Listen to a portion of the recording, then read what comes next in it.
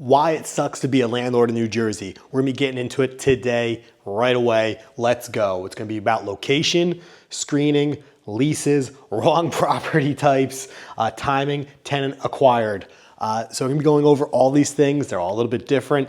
I'll say this much, the lease, that's a huge part. And then when you buy a new investment property and you acquire tenants, that plays a huge role, but we're gonna have little hacks to get around all that. I'm gonna be talking about that later into the video. For now, this is just why it sucks being a landlord in New Jersey. The good news is, by the end of this video, it's probably not gonna suck anymore, because I'm gonna be giving you all the reasons as to why it's not working out so well or why it might not work out so well.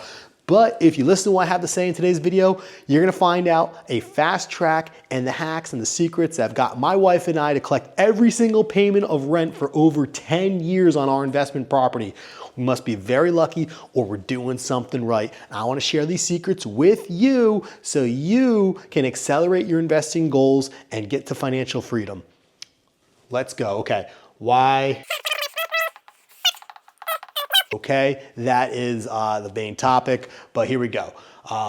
Kicking it off with location. Plain and simple, there are cities that you want to invest in, and there's cities you do not want to invest in, okay?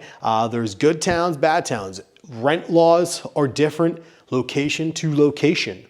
Very, very, very, very simple. I mean, there are cities, I've talked about this in previous videos, like Newark, New Jersey is one of the strictest cities in the world for landlords. But people go in because they get enticed. They're like, oh, wow, it's so cheap. It's the prices are a little bit lower here. I'm gonna go buy it and I'm gonna love life. No, it doesn't work that way, because the second something happens and the city always sides with the tenants, and it's very tough to evict the tenants and it's very tough to raise rents on the tenants. You know, first things first, why do you want to invest there? But yeah, it's a city by city regulations and rules, and they change dramatically. I mean, literally one town to the next can be completely different rules and regulations. To learn a little bit more about towns that you want to invest in and towns you want to avoid, by all means, make sure you click subscribe, because I do go over that in other videos. Just not gonna be diving too deep in it today, but you wanna be the first to know about that. You're gonna wanna subscribe, okay? So location's absolutely huge. Let's expand on location a little bit more. This is always gonna come down to the type of property that you're dealing with. You know, if you're gonna get a college rental, I would say don't buy it next to maybe a town that has no college nearby. You're not gonna get tenants in there, okay? So strategy plays a huge part, but I'll be diving deeper with that a little bit later when I go into wrong property type. So location right now is really gonna be based on the fact that it is different towns, different areas. If you're gonna be further away, further west in New Jersey from New York City, that tends to be the focal point. New York City is where the bulk of our industry is. Obviously, New Jersey is amazing with pharmaceuticals, all major corporations throughout the state. But for the most part, from a landlording perspective, the closer east you are to the city, that's where a lot of the development is. That's where a lot of the corporations are in New Jersey. So, you know, location plays a huge factor. When you start going closer to Pennsylvania and out over there, out west, you know, you're not getting as crazy a tenant pool, all that kind of stuff. So you want to make sure that you have the right location. All right, let's move on here. This is so basic. It's gonna be like this, I'd hope, in every state, but this is, you know, no different in New Jersey. You have to screen, and you have to screen hard. You have to really do your due diligence, because you know, once you accept tenants, you know, they're in, okay? Once you get a lease signed, you have to obey that lease. You know, as long as they're paying, they stay the entire course of the lease. So having to be able to screen them, do background checks, look up Facebook, Instagram, all that kind of stuff, collect pay stubs. You know, we always like to have multiple months of pay stubs. We like to see 3 times the amount of rent in pay for the month. So if you're charging $3,000 a month on your unit, you want to make sure they're making $9,000 or more. The way I always look at it is, when you look at your monthly income, a third goes to the government, a third goes to your rent, a third goes to your living expenses. So you want to make sure that people have 3x the amount when you're screening them. That is so huge. Credit is massive. I mean, it's like I've run into this. My wife and I, we've collected every single payment of rent, but we've had some tenants that weren't the best. They still paid. We still got through it. But I've always noticed that when it's a lower credit score, that really, really does tell a story a lot of the time. So you want to make sure you're doing proper screening. It's so crucial, so huge, and it's gonna save you potentially thousands of dollars. Because the last thing you wanna do is go through an eviction and have to go through that process. But I'll let you know, we have rock solid screening practices, and I'm always happy to share them. If you have a question about screening or something, why don't you drop a comment below, and I'm always happy to answer that. That's me on here answering your questions. So put a comment below, and I'm always here to hop on and give an answer. Maybe I'll make another video on it too. So I like to see your feedback. Okay, moving along, let's go. We'll make sure we're screening. Okay, so crucial. You have no idea. When I go to rent a property out, and sometimes we'll use a realtor a lot of times in northern New Jersey because the realtor fee actually gets paid by the tenant, and that's custom in our state. So a lot of times we'll list properties on the MLS for rent, and there'll be a realtor representing the tenant. And I will hand them my lease, or I'll send it over to them, and they'll say, "What is going on? Like, this is huge. This is massive. What is this?" I'm like, "Can't we just use the standard New Jersey lease?" Oh, no. Please do not get caught using the standard New Jersey lease. It is like an absolute no-go. It is so basic. There's like nothing going on with that thing. So look, when we're using the lease on here, I have, a 20 plus, that's a plus sign, page lease, okay? 20 pages, all right? 20 pages. I mean, we're talking about everything in there. Where do the garbage cans go? What can you do to the building? Who removes snow? Who takes care of the lawn? What can you do to the walls? Can you put holes in the walls? How do you have to turn the property back over to us?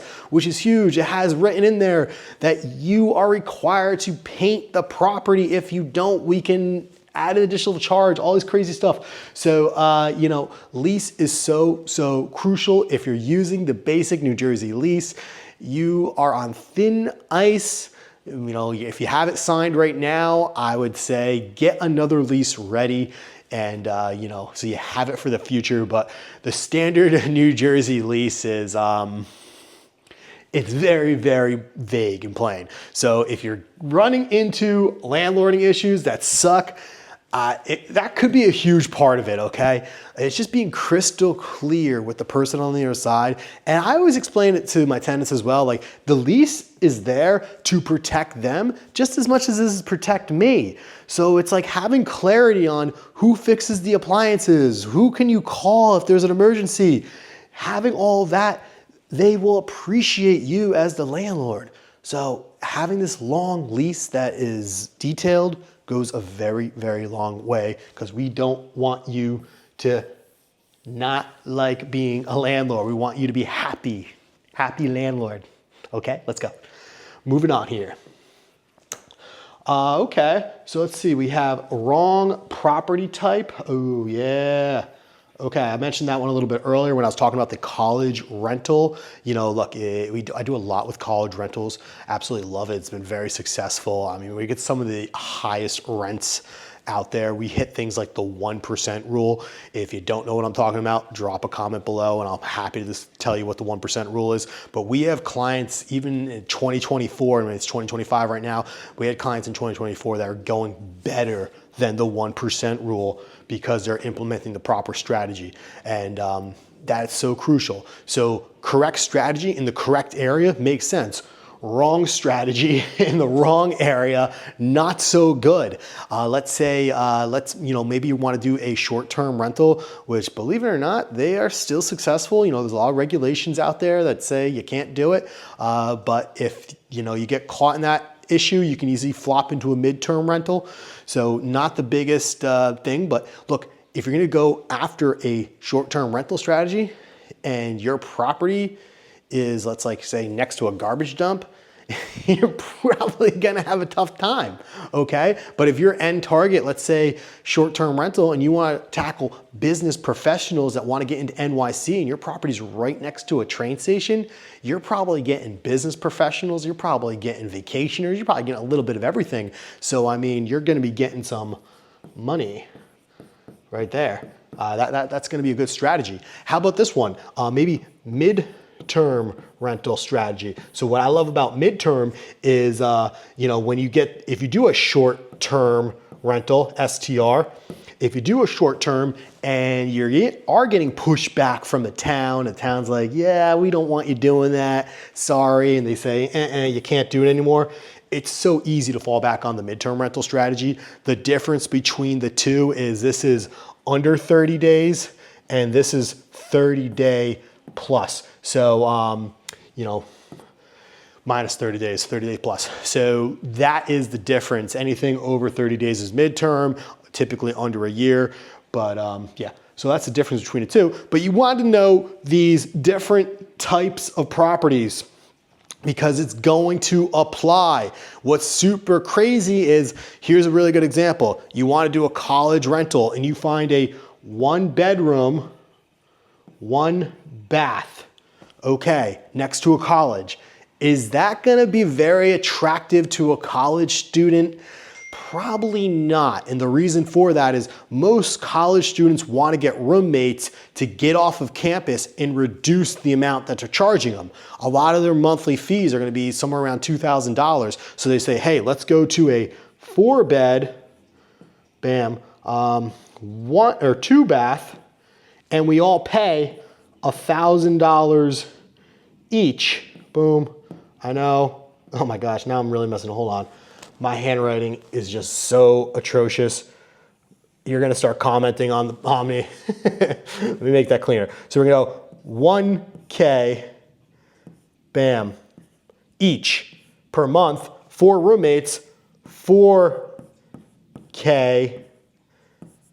bam, right there, 4K per month is you as the landlord is what you're collecting. So you want to find a larger property most of the time next to the college because you're going to get roommates coming in there and it's going to pay a really, really large amount of rent rather than them paying, their $1,700 to the school to share a bathroom with 8 kids in a bunk bed dorm. They're going to say, let's pay $1,000 each, get our own bedrooms, and live off campus and pay some landlord $4K. They don't, they're saving, you're winning, it's huge. So property type plays such a huge role. Now going back on the 1-bedroom, you're like, hey, what am I gonna do with the 1-bedroom? That is perfect for going to a midterm rental.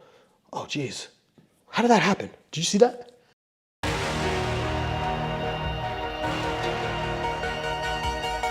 Was that real?